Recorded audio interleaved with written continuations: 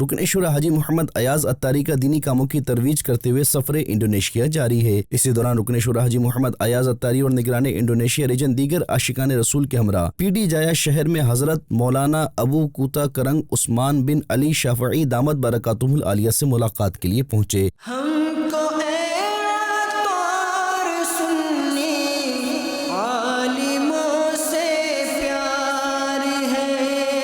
اس دوران کلام بھی پڑھا گیا۔